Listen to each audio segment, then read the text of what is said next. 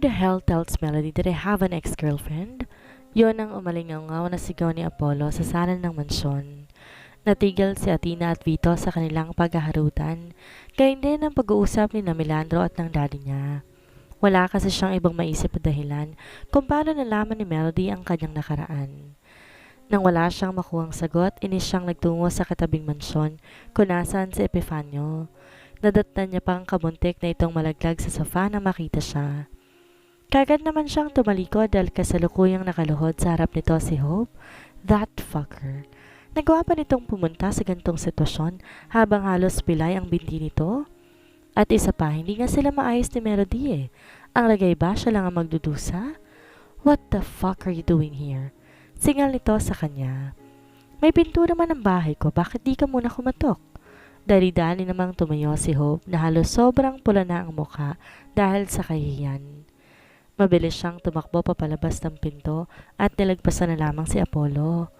Habang si Epifanio naman halos pinapawisan at tila hindi mapakali.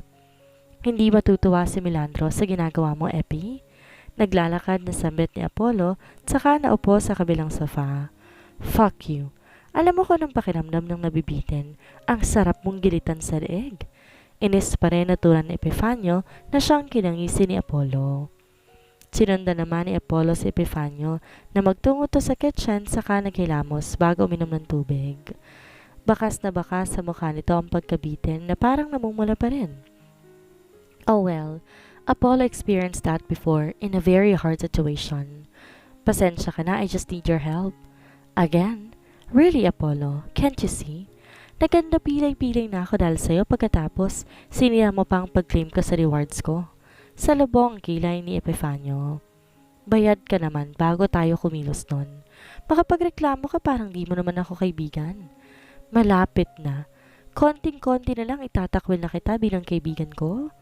Inagaw ni Apollo ang basong may lamang tubig na hawak ni Epifanio. You can't, bro. Isa ako sa mga pinakamalaking magbayad sa tuwing may pinapatrabaho ko.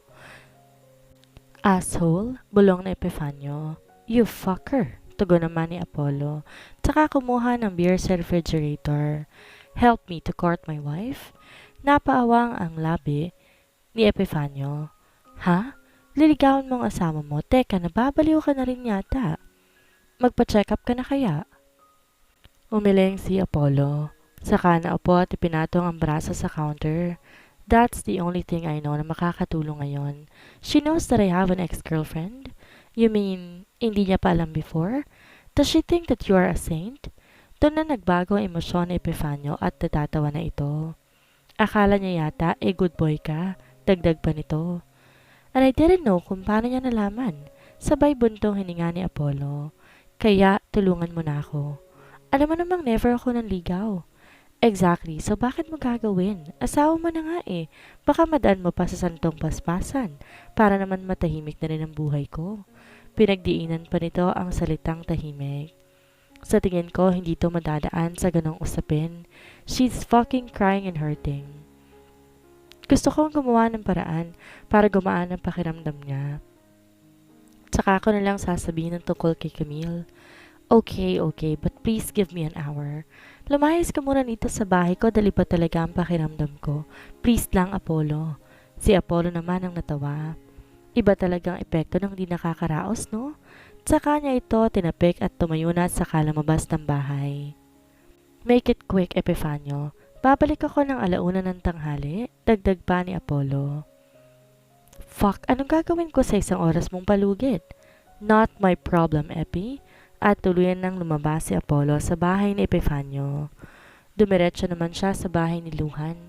Dito, kailangan niyang kumatok dahil mas mainit pa sa araw ang palaging mainitin na ulo nito. Kailangan niya rin ng tulong nito. The more, the better. Luhan? Pagtawag niya sa pangalan nito, ngunit wala kaagad ang sumagot. Kinuha niya ang kanyang cellphone at tinawagan ang number nito. Narinig niya ang pagring ng cellphone nito sa labas ng den ng bahay. Umikot siya patungo sa hardin at doon niya nakitang nagbabasa ito. Your phone is ringing, sambit niya, pero hindi pa rin tumitingin sa kanyang gawi si Luhan. Grabe namang pagbabasa yan, parang may sarili ka ng mundo ah. Do you know how to bake a cake? Out of nowhere na tanong ni Luhan sa kanya at hindi siya kagad nakasagot. Never mind. Kagad nitong lagdag saka bumalik sa pagbabasa. Doon nakita ni Apollo na ang binabasa nito ay book procedure sa paggawa ng cake. Napatingin siya sa paligid saka naupo sa tabi ni Luhan. A cake? Bakit mo pa kailangan mag-bake kung pwede ka namang bumili? Naguguluhang tanong ni Apollo. Napabuntong hininga si Luhan, sinarado ang book procedure na hawak, saka tumingin ng seryoso sa kaibigan. I thought you're not dumb. Sa tingin mo ba, hindi ko rin yan naisip? It's just that Hope wants me to do that. Napatango-tango si Apollo. Problema rin pala sa babae. Naidagdag niya at saka napatingin sa mga ulap. Bakit may problema ka rin sa asawa mo? Kung meron wala kang mahihitang tulong mula sa akin gaya ng ginawa ni Epifanio, ang lala ng mga pinagkagagawa ninyo. Sabay talikod ni Luhan at muling nagbasa. Oh, that's sad.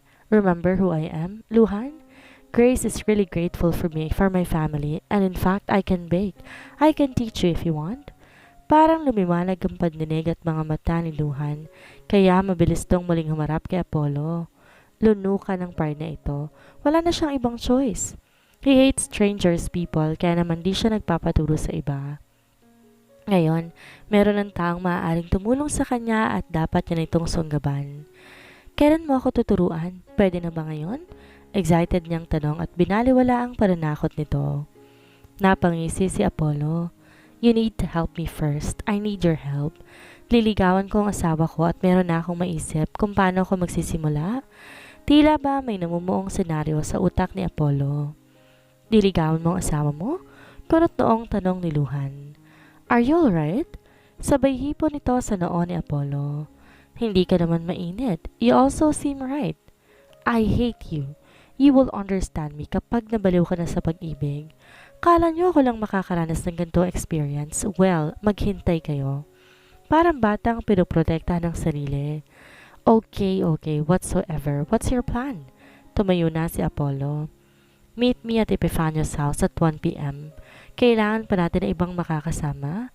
Sabay kindat ni Apollo na siyang kinasama ng mukha ni Luhan. Kadiri ka? Basta afternoon sa bahay ni Epifanio. Saka na siya tumalikod at nag-umpisang maglakad papalabas ng gate ni Luhan. Habang pabalik sa loob ng mansyon, nag-iisip pa siya ng mga kakailanganin. Lahat ng mga kailangan tinetext niya kay Melandro. He wanted a unique style on how to court a woman. Nang makapasok sa gate, dinig niya ang paghiyaw ng baka mula sa pool. Kagad siyang napakunot ng noo. Ngayon lang niya na-realize na maaari nitong masira ang mga halaman ng mommy niya. Mabilis siyang napatakbo sa garden, ngunit maayos pa ang mga ito. Dumiretso siya sa pool area at doon nakita niyang nakalublob ang baka. Halos nawala ang kulay asul na tubig at napalitan ng putik. Ngunit ang mas kinagulat niya ay kung sino ang nasa tabi ng baka habang may hawak na malaking brush. Siguro naman matatanggal ng mabaho mong amoy. Sambit pa nito habang patuloy sa pagbabrush. What the fuck are you doing? Kulot noon niyang tanong, saka naglakad papalapit sa pwesto ng mga ito. Are you fucking insane? Napatingin naman si Atlas sa kanyang kuya Apollo, ngunit kaagad din siyang nag-awas ng tingin. Pinaliliguan ko dahil baka raw umabot ng mabahong amoy sa kwarto ni Daddy. Pagdadahilan niya. Pwede mo namang iutos sa mga tauhan dito. Hindi ka talaga nag-iisip, Atlas. Bakit ko pa iuutos kung kaya ko naman? At isa pa, naisip ko rin baka makasama ang amoy nito sa pagbubuntis ni Melody kung sakaling maamoy niya. Wait, you know? Gulat na tanong ni Apollo. Hindi niya malaman kung alam na ba ito ng lahat o sadyang nakalimutan din niya. Napapikit si Atlas nang mahimigan niya ang gulat na reaksyon ni Apollo. Habang nakatalikod kay Apollo, sinikap niyang hindi makaramdam ng tensyon o kaba dahil baka isipin itong pagkakaisahan siya. Ang akala ko, alam mo nang alam ko. Pabalik niyang tanong sa kapatid. Maybe I forgot and it's not that a big deal. Pagsinungaling ni Apollo dahil pakiramdam niya ay nauna pa nitong malaman kaysa sa kanya.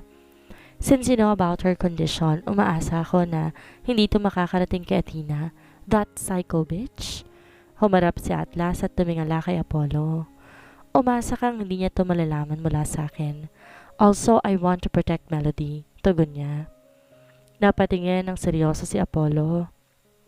Just know your limitations. Wag si Melody Atlas, sa akin lang siya. Puno ng pagbabanta ni Apollo. Napatango si Atlas. Naiintindihan ko. Also, I need your help. No, Melody needs your help. I need your help for Melody. Kanda-otal pang sambit ni Apollo. What is it?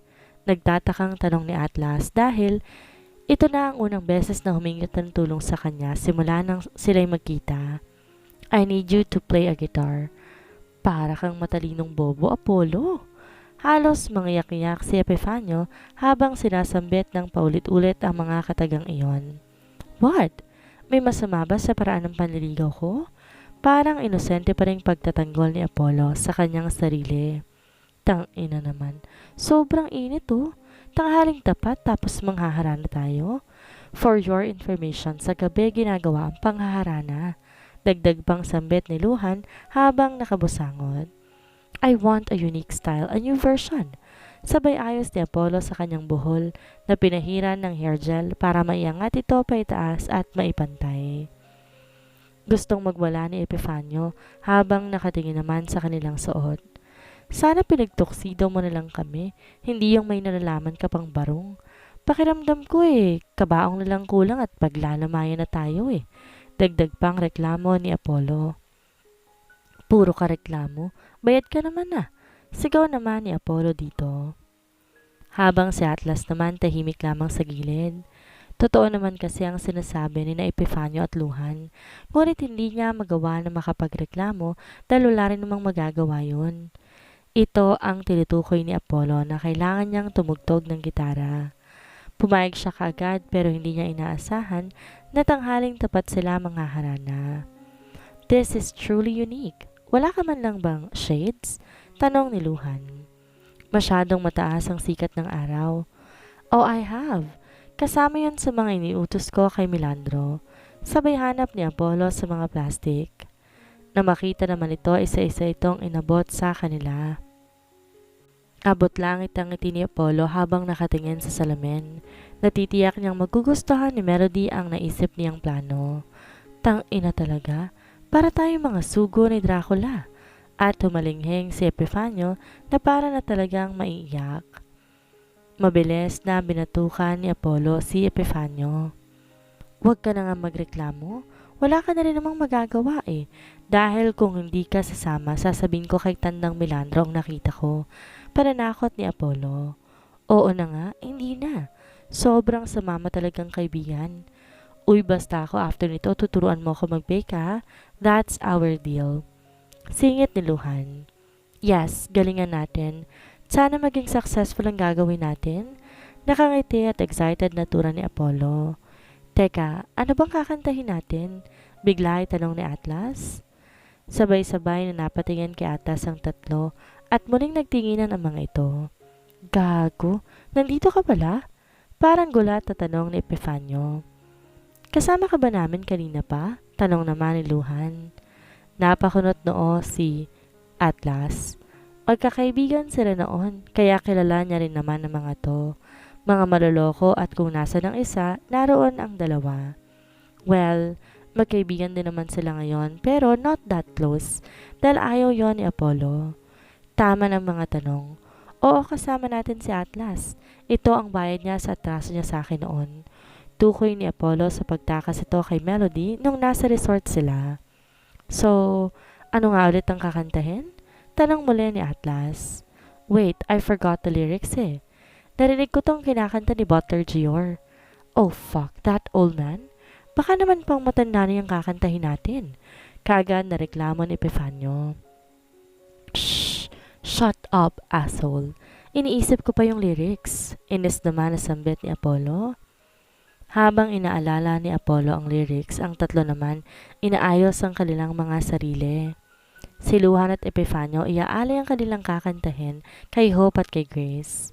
Kaya naman parang haharanahin na rin sila ng mga ito.